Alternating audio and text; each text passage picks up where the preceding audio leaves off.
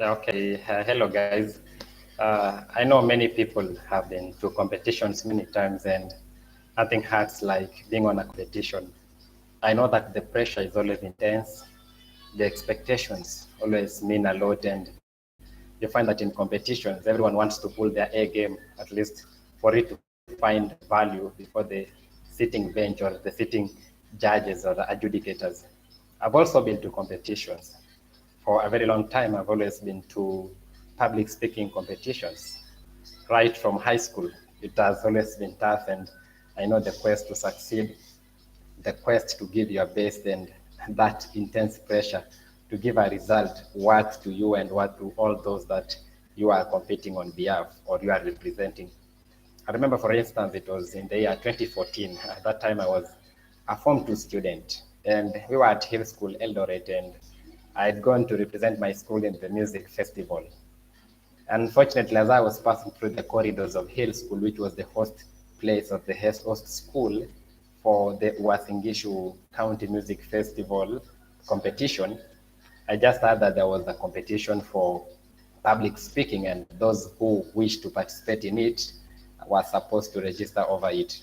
And therefore, an urge came to me, and I felt like it was the right thing to do. And therefore, I went there, registered my name, Demo Stephen, and I registered my school, and that was Paul Boyd Boys High School, and I registered for the class that was for public speaking. And it was my first time being in a competition, and therefore I didn't know the rules of public speaking, had not been mentored before. I just used my personal orientation or personal lessons that I know, maybe how public speaking can be. And there were many students there. We had some of the best schools in that competition. There were schools like Loreto Matunda Girls. UG High School was also a good school in terms of public speaking. And a couple of boys schools like Chebisas Boys and other schools whereby for those who come from Uasin Gishu County, they may be knowing about it. Anyway, to cut the long story short, I registered to represent my school, and when results were being announced, I never had much interest in the results. I just wished to try something new. And results were announced. Fortunately or unfortunately, I happened to be the first one in that competition, and therefore I was to represent Uasin Gishu County as part of the two participants. I guess the other lady was from Loreto Matunda Girls High School, where we were to represent Uasin Gishu County at Kapsabet for the regional, they call it the Mau region competition that year. But the reality is, I want to give us a snapshot or a summary of how tough competitions are. And I know many people out there, you have also been to a competition at one time or the other.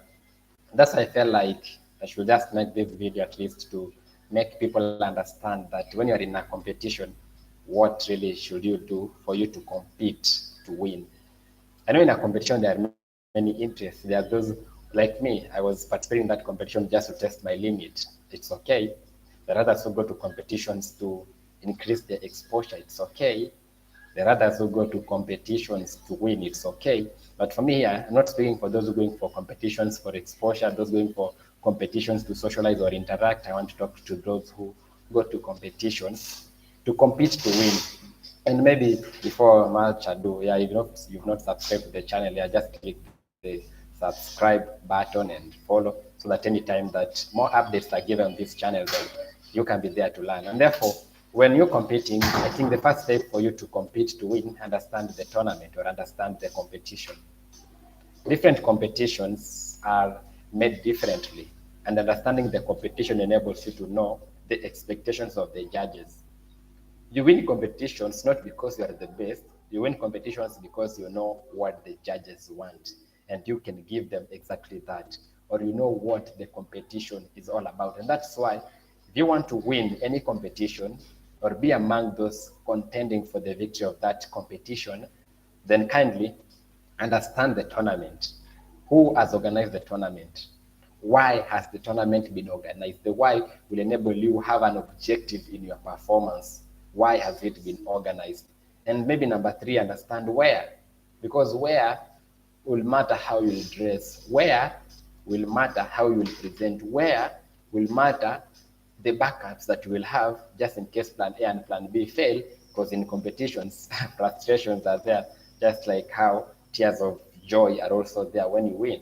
And therefore, understand the competition. That's the first step if you want to compete to win. You know, some people go to competitions, they really don't know what it's all about, and therefore it causes much panic, much anxiety, much pressure. And I feel like in a competition that has high stakes, maybe having pressure or having panic is one of the undoings that you can have in any competition. And therefore, to avoid all this, just take your time, understand the competition, understand the rules of the competition, so that when you'll compete favorably because you invested your time to know what was expected. Number two, if you want to compete to win in any competition or be among the winners, you have to understand yourself.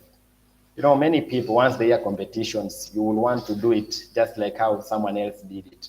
You want to do it just like how your role model in that competition does it. But the reality of competitions is understanding that we are different. Competitions are there to show us the different dynamics of the different participants. Therefore, if you want to be like someone, then you will give the judges a performance of something else they have already seen, and therefore that one cannot be an A plan. You will not become the next phase of that competition, be it music, be it public speaking, be it football, be it politics. Understand yourself.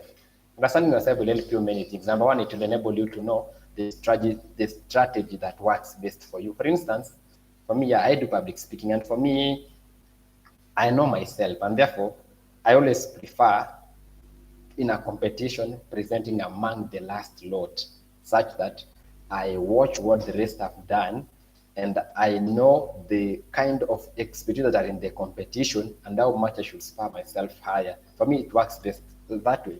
There are other speakers who prefer being the first one. They feel like the more they stay in a competition before they present, the pressure of, because in a competition we always have the best of the best in it because they are the shortlisted candidates or participants. They feel like that pressure will be so huge to them, and therefore they prefer being the first one. They make their best presentation and they leave.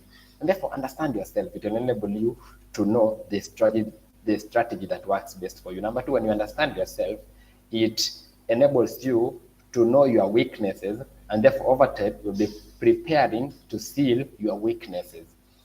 For example, in competitions, maybe when you use public speaking because I'm a public speaker, let's say there are those who know that maybe when the audience is so large, then they have that phobia for big audiences. Therefore, it will give them some bit of pressure and uncomfortability.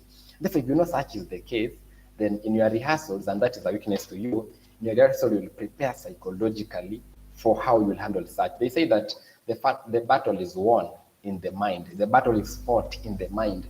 And if there is an out of fear in your mind, then in the battleground, it will even be worse. They say that everything that we see on the ground is a manifestation of the mind. And therefore, you must first of all win this battle in the mind. And that's why in any competition, if you want to compete to win, therefore understand yourself. If it is in football, you know you are either a sprinter, you know either you have the stamina, you know either you work best when you come as a super sub or as a first 11. Just understand yourself. When you understand yourself, it will enable you to know the approach you'll make. If it is in politics, if you have less resources, for you have to begin your campaigns early and your branding early because to you, you don't have money. Therefore, your effort is what makes you to be known more. And therefore, if you want to compete to win, understand yourself and adjust accordingly.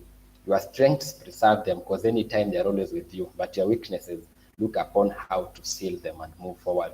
Maybe as part of understanding yourself, also understand your opponents. Because sometimes you may understand yourself. Anyone who comes to a competition, deep down comes with a high self-esteem that I'm here to win. Anyone who comes to a competition comes with a high self-esteem because he knows I'm the best from where I come from. If it's a national, you're the best from the country you've come from. But if you got high self-esteem or confidence or faith, it is not a winning strategy because everyone has it. You candidates, understand your other participants. It will enable you to have to go. It will enable you to know whether you have the luxury of relaxing or you just have to be on toes again and again. And maybe number three, if you want to compete to win, then it's very crucial that in the campaign or on the official tournament day, give your best. Give your best. You know, every time you tell that, give your 100%. But I hold the view that We have a capacity of giving 100 plus 1. We have a capacity of giving 100 plus 2. We have a capacity of going beyond the elastic limit. You see, many people come to competitions to compete from their comfort zone. You just come to the competition, you just want to say, I want to do what I know and I leave the stage. No, do more than that. You have a capacity to compete beyond your elastic limit.